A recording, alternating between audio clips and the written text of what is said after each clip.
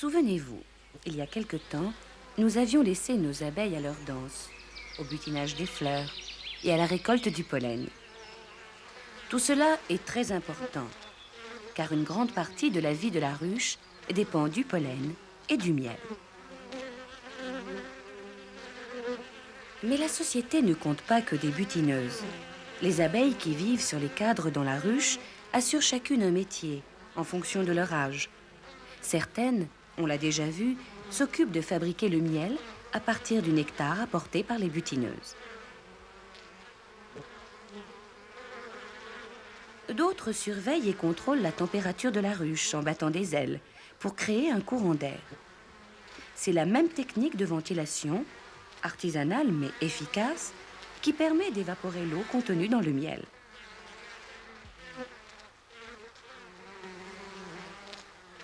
Devant l'entrée de la ruche, il y a même un service d'ordre d'une redoutable efficacité. Ce sont les abeilles gardiennes. Car les richesses stockées dans les rayons de cire peuvent intéresser bien des pillards, et en premier lieu, les abeilles des ruches voisines. Mais les étrangères qui tentent de s'approcher sont reconnues à leur odeur et immédiatement attaquées et tuées à coups d'aiguillon. Mais le cœur de la société des abeilles, c'est bien sûr la reine.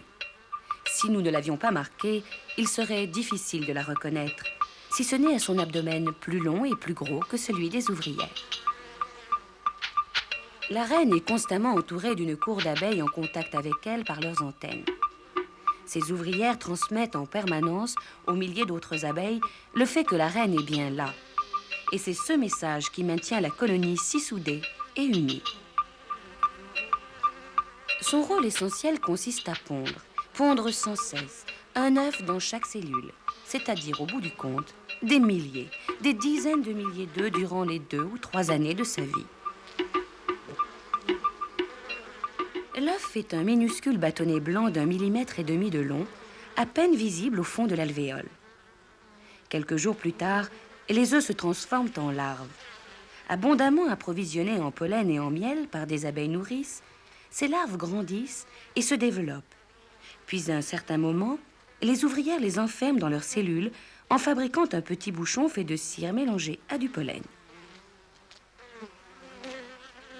À l'intérieur de leur prison, à l'abri des regards et sous la surveillance des nourrices, les larves subissent de prodigieuses transformations. De la forme d'un petit ver blanc au départ, elles commencent à prendre l'aspect d'une vraie abeille. La tête apparaît avec ses yeux sombres, ainsi que les ébauches des ailes et des pattes.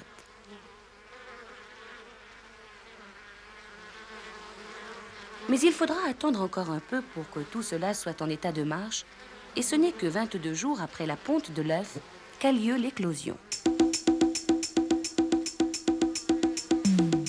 Le premier travail de l'abeille naissante est bien entendu de découper le bouchon de cire qui la sépare de l'air libre. Et autant elle a été l'objet de soins attentifs lorsqu'elle était larve, autant à ce moment-là, elle doit se débrouiller toute seule et ne compter que sur ses propres instruments pour s'en sortir.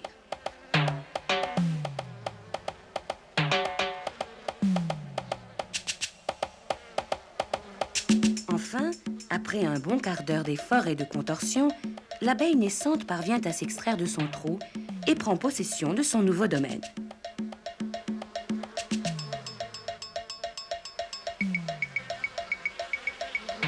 Ainsi naissent toutes les abeilles de la ruche. Mais lorsque la reine vient à disparaître, il se passe de drôles de choses sur les rayons de cire. D'abord, le tam-tam fonctionne et tout le monde est au courant. Puis, quelques heures après, les ouvrières choisissent une alvéole et la transforment en cellule royale, beaucoup plus grande que les autres. La larve qui est à l'intérieur est plus au large et reçoit une nourriture abondante et spéciale, appelée gelée royale. C'est ce traitement de faveur qui en fera, au bout de 16 jours seulement, une nouvelle reine.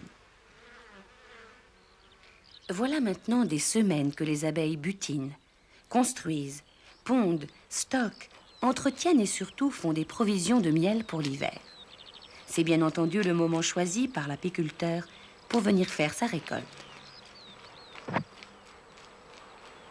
Sur chaque cadre où sont entreposées les réserves, les cellules à miel sont rapidement ouvertes. Puis le tout est installé dans une étrange machine appelée extracteur. Et là, grâce à la force centrifuge, des millions de gouttelettes, représentant les millions et les millions d'allers et retours des butineuses de la ruche aux fleurs, vont se déposer et s'accumuler au fond. Et les abeilles, direz-vous?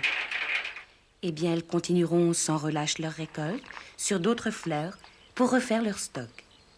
Car si elles savent faire beaucoup de choses, elles n'ont visiblement pas encore compris la malice de l'homme.